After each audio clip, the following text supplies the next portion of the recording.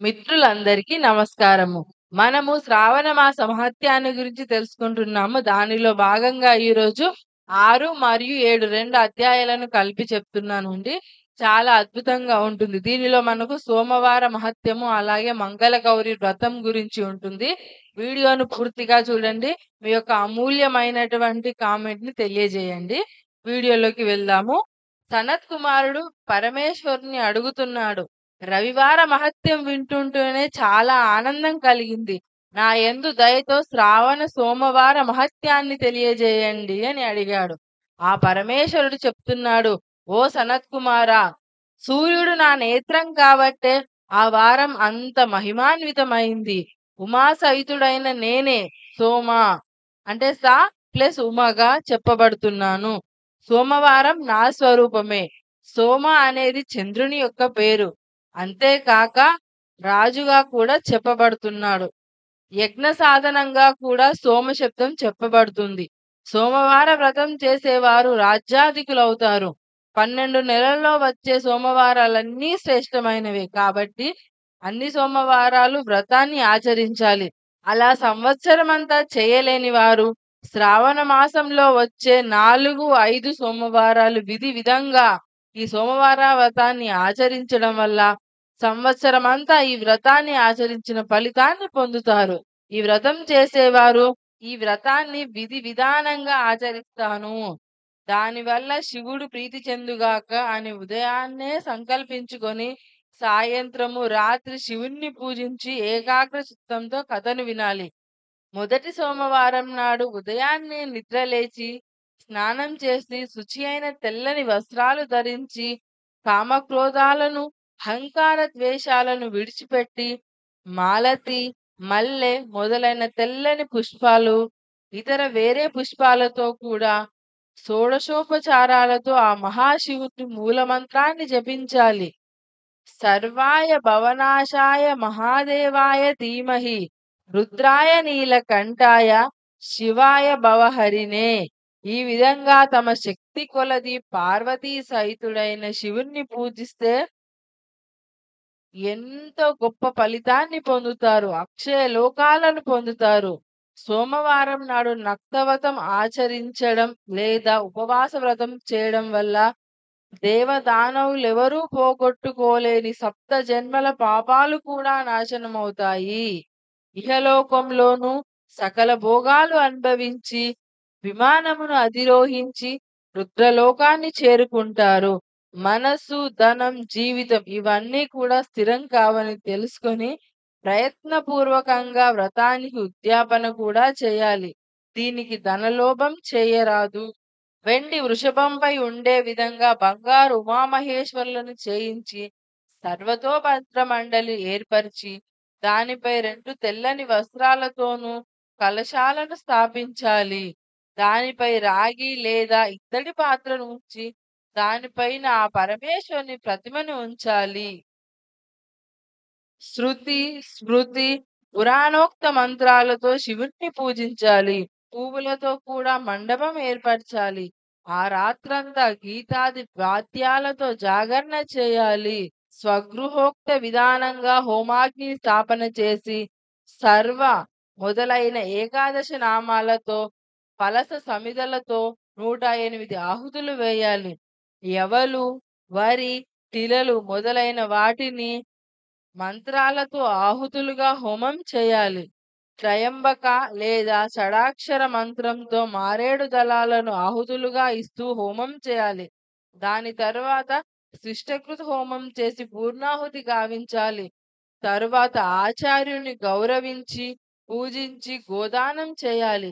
పూజంతా అయ్యాక దేవతా ప్రతిమను దేవతకు అర్పించిన పదార్థాలను ఆచార్యునికి ఇస్తూ పరిపూర్ణ వ్రతం మే స్వాచితో మే ప్రియాతం అని ప్రార్థించాలి. తరువాత బంధుజనులతో కలిసి ఆనందంగా భోజనం చేయాలి. ఇలా ఆచరించిన వారి అభిష్టాలు నెరవేరడమే కాకుండా వారికి శివలోక ప్రాప్తి లభించి అక్కడ కూడా గౌరవాన్ని పొందుతారు. ఈ వ్రతాన్ని శ్రీకృష్ణుడు కూడా ఆచరించాడు. శ్రేష్ఠులైన రాజులెందరో ధర్మపరాయణులై దీనిని ఆచరించారు.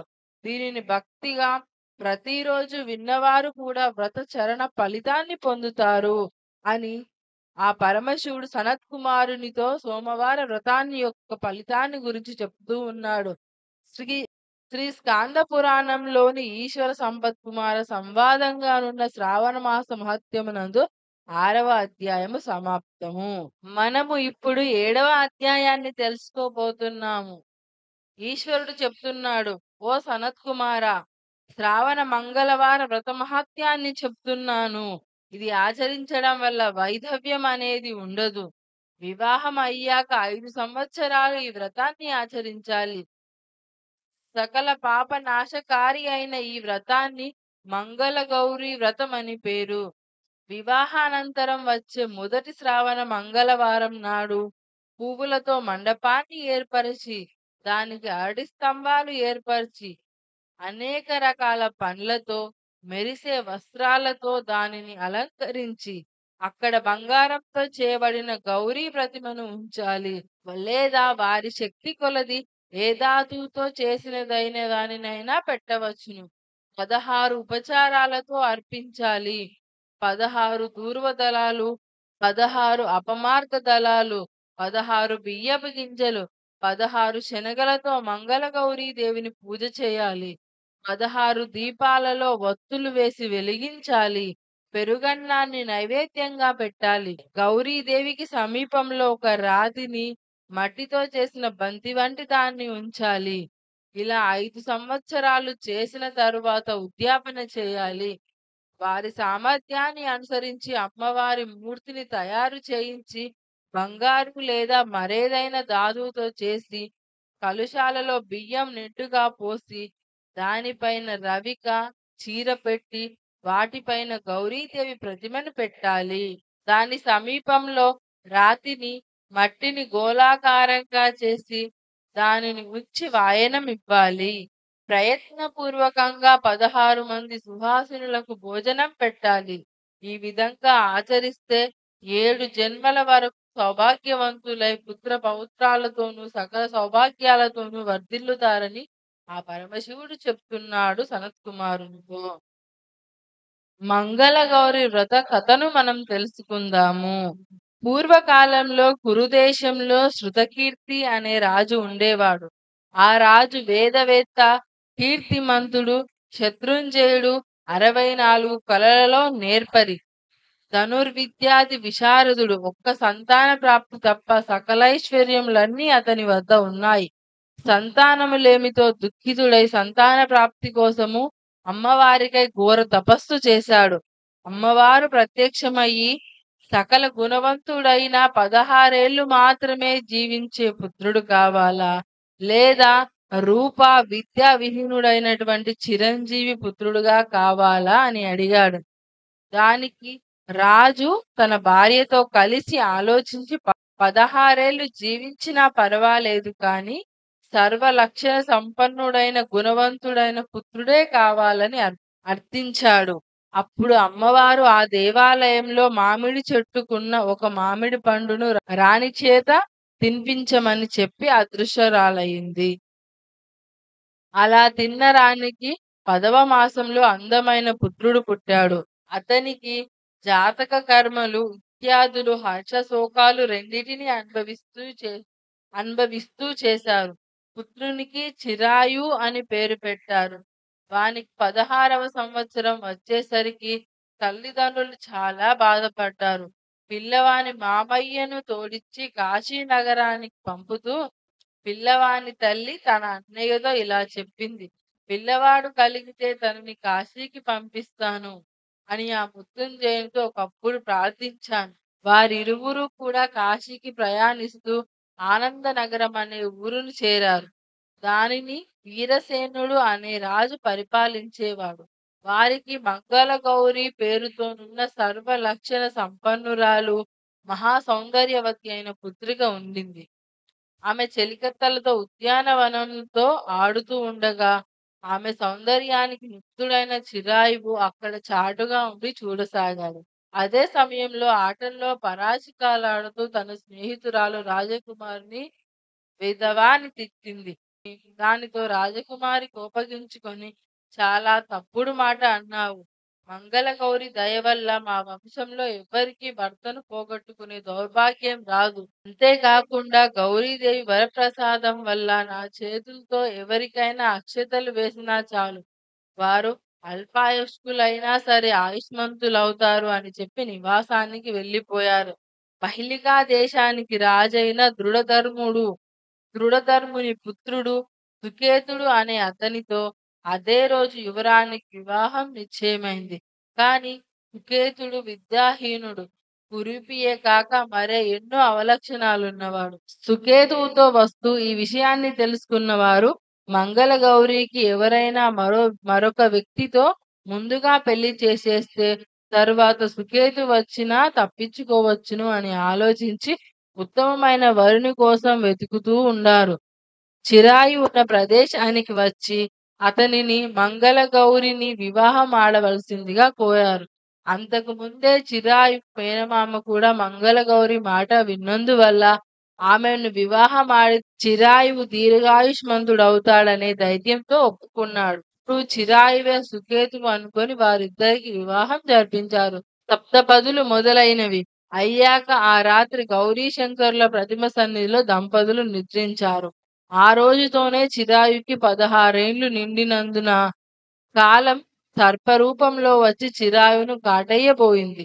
కాని పరిషంగంలోనున్న రాజకుమారి లేచి ఆ మహాసర్పాన్ని చూసి ముందుగా భయపడ్డా, తరువాత ధైర్యం తెచ్చుకొని ఆ సర్పాన్ని షోడశోపచారాలతో పూజ చేసి త్రాగడానికి పాలు ఇచ్చి దీనంగా ఈ సర్పాన్ని స్తోత్రం చేసింది. తాను ఉత్తమమైన వ్రతాన్ని కూడా ఆచరిస్తాను కాబట్టి తన పతికి ప్రాణహాని కలిగించవద్దని వేడుకుంది. అప్పుడు ఆ సర్పం అక్కడి నుంచి కమండలంలోకి వెళ్ళిపోయింది. వెంటనే మంగళగౌరి ఆ కమండలాన్ని మూసివేసింది.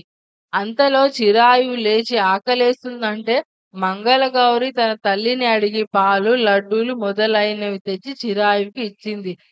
అవి తిని చేయి కడుగుతుండగా తన ఉంగరం కిందకు జారి పడిపోయింది. కమండలం తీసుకొని దూరంగా వెళ్లి పామును విడిచిపెట్టి వద్దామని రాజకుమారి వెళ్తుండగా కమండలం నుంచి ఒక రత్నాల హారం జారుతూ కనబడింది. దానిని తీసుకొని ధరించింది.